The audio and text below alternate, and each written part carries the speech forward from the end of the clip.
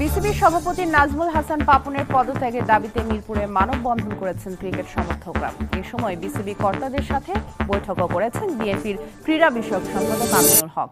তিনি জানিয়েছেন বিসিবি থাকবে রাজনীতি মুক্ত, বিশেষ কোনো দলের করছি বাংলাদেশে ক্রিকেট বোর্ড বলেন, কোনো ফেডারেশন বলেন, কোথাও কোনো রাজনীতিকরণ দলীয়করণ করা হবে না। যেহেতু অনেক কিছুই বদলে যাচ্ছে, নিশ্চয়ই তামিম ইকবালের অ্যাটলিস্ট মতামতটা তো তার সঙ্গে কথা বলে আমার জানার ক্ষেত্রে কোনো অসুবিধা নেই। আসসালামু আলাইকুম সুপ্রিয় দর্শক বন্ধুরা, অবশেষে বিসিবিতে রাজনীতি বন্ধের পাশাপাশি আসতেছে কিছু কঠোর নির্দেশনা। দর্শক বন্ধুরা, আবার শেষ পর্যন্ত পাপনকে পদত্যাগ করানোর জন্য বিসিবি ঘেরাও করে রেখেছে বাংলাদেশের সাধারণ জনগণ।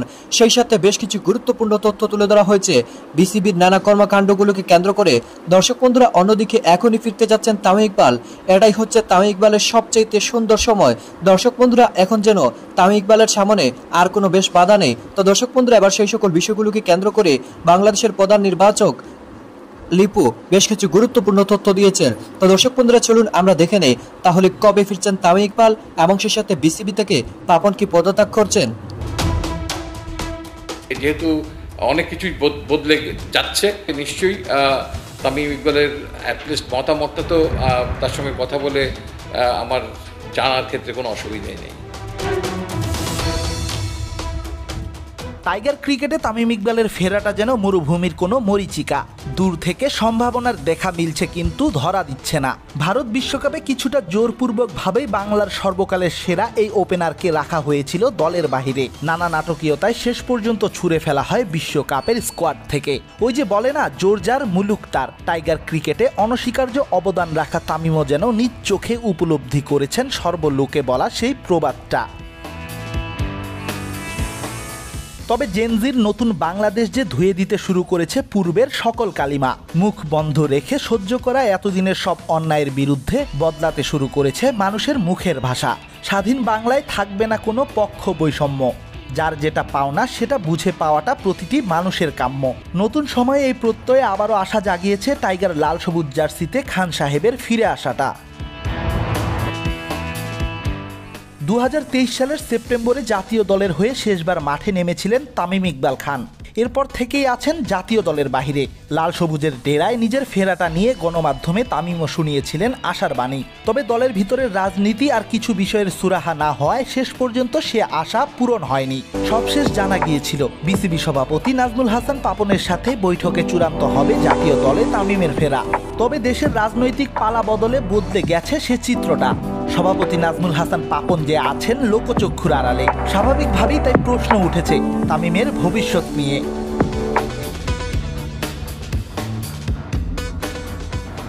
সোমবার পাকিস্তান সিরিজের টেস্ট স্কোয়াড জানাতে মিরপুর হোম অফ ক্রিকেটে কথা বলেছেন টাইগারদের চিফ সিলেক্টর গাজী আশরাফ হোসেন লিপু। সংবাদ সম্মেলনে ঘুরে ফিরে আসে Tamim Iqbal and the national team issue. এটা আসলে আগে যা ছিল সেটা ছিল, আমরা জানতাম যে প্রেসিডেন্ট সাহেবের সঙ্গে তামিম ইকবালের একটা বৈঠক হবে। বৈঠক হওয়ার পরে এই ব্যাপারে সিদ্ধান্ত আসবে। সেই সিদ্ধান্তের আলোকে আমরা আমাদের কাজটা শুরু করতে পারব। তবে আমার মনে হয় যে যেহেতু অনেক কিছুই বদলে যাচ্ছে, সো দ্যাট সেই আলোকে নিশ্চয়ই তামিম ইকবালের অ্যাটলিস্ট মতামতটা তো তার সঙ্গে কথা বলে আমার জানার ক্ষেত্রে কোনো অসুবিধাই নেই। প্রধান নির্বাচকের ইঙ্গিতটা বেশ পরিষ্কার। যেহেতু সব বদলে যাচ্ছে, সেক্ষেত্রে তামিমের ফেরাটাও এখন আলোচনার ব্যাপার। বোর্ডের সাথে খান সাহেবের পরবর্তী বৈঠকেই হয়তো সমাধানে পৌঁছাবে দুটি পক্ষ। তবে কি লাল সবুজের জার্সিতে আরেকবার মাঠে ফিরবেন ড্যাশিং ওপেনার? প্রশ্নটা তোলা থাকলো। ওয়াদা করছি বাংলাদেশে ক্রিকেট বোর্ড বলেন, কোনো ফেডারেশন বলেন, কোথাও কোনো রাজনীতিকরণ দলীয়করণ করা হবে না। ক্রিকেট বোর্ডে যারা আছেন বর্তমানে এবং তারা যে দুর্নীতি করেছেন এবং তারা যে স্বৈরাচারী আচরণ করেছেন বিগত 17 বছর ধরে, তা আমরা তাদের পদত্যাগ চাই এবং এটা শান্তিপূর্ণভাবে চেয়েছি। এই ক্রিকেট বোর্ডের পদত্যাগের দাবিতে আমরা আমাদের বাংলাদেশের একজন নাগরিক হিসেবে, একজন ক্রিকেট বা কিংবা একজন স্পোর্টস সংগঠক হিসেবে আমাদের যে দাবিটা, সেটা হচ্ছে যে আমরা দেখেছি গত 17 বছর এই স্বৈরাচার সরকার বাংলাদেশের স্পোর্টসে দলীয়করণ এবং রাজনৈতিকরণের মাধ্যমে বাংলাদেশের স্পোর্টসকে ধ্বংস করে ফেলেছে এবং দুর্নীতির একটি আখড়া বানিয়ে ফেলেছে।